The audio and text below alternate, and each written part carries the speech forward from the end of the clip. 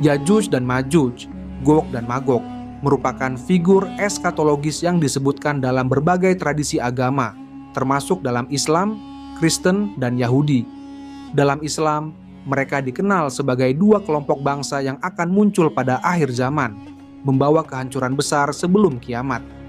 Kisah tentang Yajuj dan Majuj memiliki akar yang dalam dalam tradisi Islam dan menjadi bagian penting dari narasi tentang akhir zaman. Salah satu aspek paling menarik dari kisah ini adalah bagaimana Yajuj dan Majuj dihubungkan dengan kartografi Islam abad pertengahan, khususnya dalam karya Al-Idrisi, seorang ahli geografi terkemuka dari abad ke-12. Dalam Al-Quran, kisah Yajuj dan Majuj disebutkan dalam surah Al-Kahfi, Alif, La'am, Ka'af, Ha, A'lam. Ayat-ayat ini menceritakan tentang seorang raja yang dikenal sebagai Dzulkarnain, yang dikenal dalam tradisi Islam sebagai seorang pemimpin yang diberkahi dengan kekuatan dan kebijaksanaan oleh Allah. Dzulkarnain melakukan perjalanan ke berbagai belahan dunia untuk menegakkan keadilan. Dan dalam salah satu perjalanannya, ia sampai di sebuah wilayah yang dihuni oleh kaum yang hidup di antara dua gunung. Kaum ini mengeluh bahwa mereka terus-menerus diserang oleh Yajuj dan Majuj, yang digambarkan sebagai bangsa perusak dan penindas. Untuk melindungi kaum tersebut, Dzulkarnain membangun sebuah tembok yang terbuat dari besi dan tembaga, yang dirancang sedemikian rupa sehingga tidak dapat ditembus atau didaki oleh Yajuj dan Majuj. Tembok ini disebutkan dalam Al-Quran sebagai penghalang yang akan tetap berdiri, sampai tiba saatnya, sesuai dengan kehendak Allah, Yajuj dan Majuj akan dilepaskan sebagai salah satu tanda besar dari datangnya kiamat.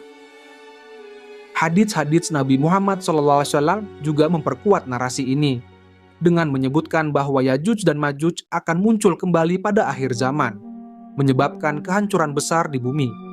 Dalam hadits yang diriwayatkan oleh Imam Muslim, Yajuj dan Majuj digambarkan sebagai kekuatan yang sangat besar dan destruktif, yang jumlahnya begitu banyak sehingga mereka akan melahap segala sesuatu yang ada di depan mereka. Kehadiran mereka menandai awal dari serangkaian peristiwa yang akan mengarah pada kiamat. Salah satu karya paling terkenal dalam kartografi Islam adalah Peta Dunia, yang dibuat oleh Al-Idrisi pada tahun 1154. Al-Idrisi, atau nama lengkapnya Abu Abdullah Muhammad Al-Idrisi, adalah seorang ahli geografi, kartografer, dan penjelajah asal Andalusia yang melayani Raja Roger Jubua dari Sisilia. Peta dunia yang ia ciptakan, yang dikenal sebagai Tabula Rogeriana, merupakan salah satu peta paling detail dan akurat yang ada pada zamannya, mencerminkan pengetahuan geografis dari berbagai sumber yang tersedia pada masa itu. Peta ini menggambarkan dunia sebagaimana yang diketahui oleh para ilmuwan muslim pada abad ke-12, dengan detail yang luar biasa untuk wilayah-wilayah yang telah dieksplorasi. Yang menarik, dalam peta ini Al-Idrisi mencantumkan lokasi Yajuj dan Majuj di bagian paling utara dunia, yang pada waktu itu dianggap sebagai wilayah yang belum terjelajahi. Ini adalah satu-satunya peta yang secara eksplisit menandai keberadaan Yajuj dan Majuj, meskipun dengan cara yang sangat simbolis. Penempatan Yajuj dan Majuj dalam peta.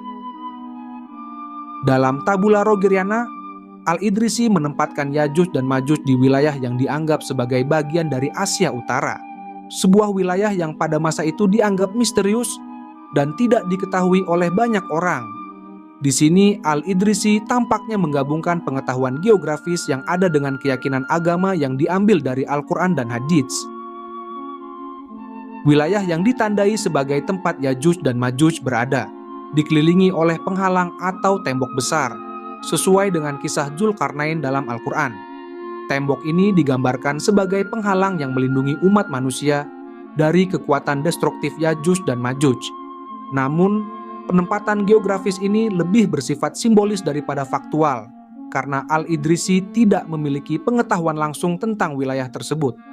Al-Idrisi menggunakan pengetahuan yang tersedia pada masa itu, termasuk dari penjelajah muslim, teks kuno, dan catatan dari dunia Islam, untuk menciptakan peta yang mencerminkan pemahaman Islam tentang dunia. Penempatan Yajuj dan Majuj di peta ini menunjukkan bagaimana mitos dan narasi religius dapat mempengaruhi cara orang pada zaman itu memandang dunia fisik mereka. Peta Al-Idrisi Meskipun dianggap sebagai salah satu karya kartografi paling akurat pada zamannya, juga mencerminkan pandangan dunia teologis dari masyarakat Islam pada abad pertengahan. Penempatan Yajuj dan Majuj dalam peta ini bukanlah usaha untuk menunjukkan lokasi geografis yang sebenarnya, tetapi lebih untuk menunjukkan pengakuan terhadap kisah Al-Quran dan Hadits sebagai bagian penting dari pemahaman tentang dunia dan akhir zaman. Dalam pandangan teologis Islam, peta ini memperkuat narasi bahwa ada batasan dalam pemahaman manusia tentang dunia, dan bahwa ada aspek dari alam semesta yang hanya dapat dipahami melalui wahyu dan kepercayaan agama. Tembok Zulkarnain yang digambarkan dalam peta ini menjadi simbol perlindungan ilahi yang menegaskan bahwa hanya dengan izin Allah, tembok tersebut akan runtuh dan Yajuj dan Majuj akan dilepaskan. Peta dunia Al-Idrisi dibuat pada masa di mana dunia Islam berada pada puncak kejayaannya dalam bidang ilmu pengetahuan dan eksplorasi.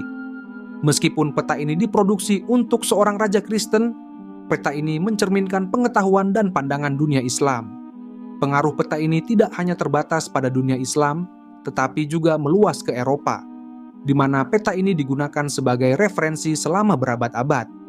Penempatan Yajuj dan Majuj dalam peta ini menunjukkan bagaimana mitos dan narasi religius dapat mempengaruhi cara masyarakat memandang dunia fisik mereka.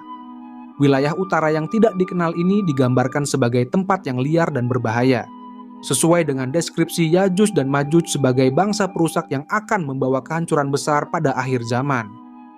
Meskipun mereka memiliki pemahaman yang cukup maju tentang dunia yang dikenal, mereka tetap mengakui adanya wilayah misterius yang tidak sepenuhnya dapat dipahami oleh ilmu pengetahuan pada masa itu.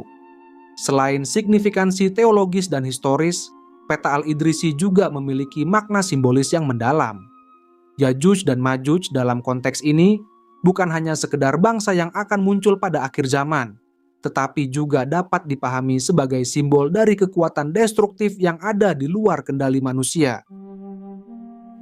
Tembok yang dibangun oleh Zulkarnain menjadi lambang dari perlindungan ilahi yang menunjukkan bahwa manusia tidak bisa sepenuhnya memahami atau mengendalikan kekuatan-kekuatan besar ini tanpa bantuan Allah.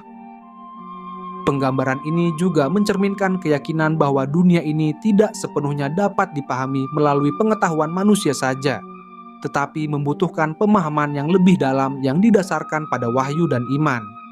Dengan demikian, peta ini tidak hanya berfungsi sebagai alat navigasi atau representasi geografis, tetapi juga sebagai cerminan dari pandangan dunia yang lebih luas, yang menggabungkan sains dan teologi. Selain dalam kartografi, kisah Yajuj dan Majuj juga telah menginspirasi banyak karya seni dan sastra dalam tradisi Islam. Dalam seni miniatur Persia, misalnya, kisah Zulkarnain dan Yajuj dan Majuj sering digambarkan dengan ilustrasi tembok besar yang melindungi umat manusia dari ancaman mereka. Ilustrasi ini biasanya menampilkan Zulkarnain sebagai pemimpin yang kuat dan bijaksana, yang mendapat inspirasi dan perlindungan langsung dari Allah. Dalam sastra Islam, Yajuj dan Majuj sering digunakan sebagai metafora untuk menggambarkan ancaman yang sangat besar atau situasi yang tidak terkendali.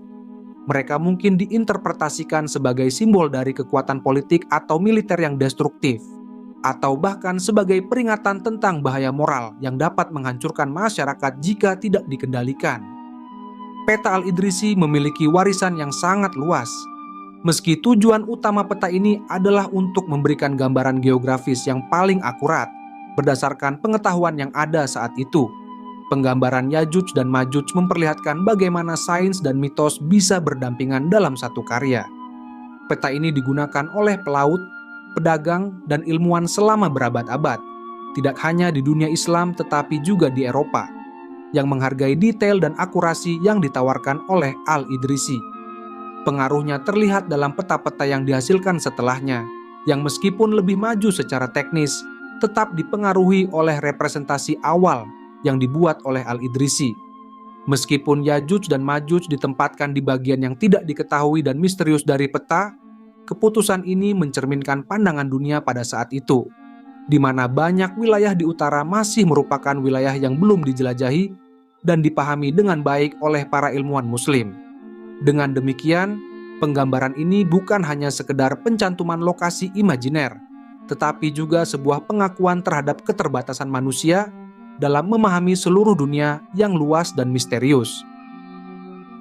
Dalam konteks global, Yajuj dan Majuj bukan hanya fenomena dalam tradisi Islam, tetapi juga memiliki relevansi dalam konteks interaksi antara berbagai budaya dan agama. Dalam tradisi Yahudi dan Kristen, Gog dan Magog juga merupakan tokoh yang dikaitkan dengan akhir zaman, menunjukkan bagaimana narasi eskatologis serupa muncul di berbagai tradisi agama. Pada akhirnya, peta Al-Idrisi dengan semua detail geografis dan simbolisnya tetap menjadi salah satu warisan terbesar dari kartografi Islam yang tidak hanya memberi kita wawasan tentang pengetahuan geografis pada zamannya, tetapi juga tentang cara pandang dunia yang lebih luas, yang melibatkan interaksi antara pengetahuan, kepercayaan, dan misteri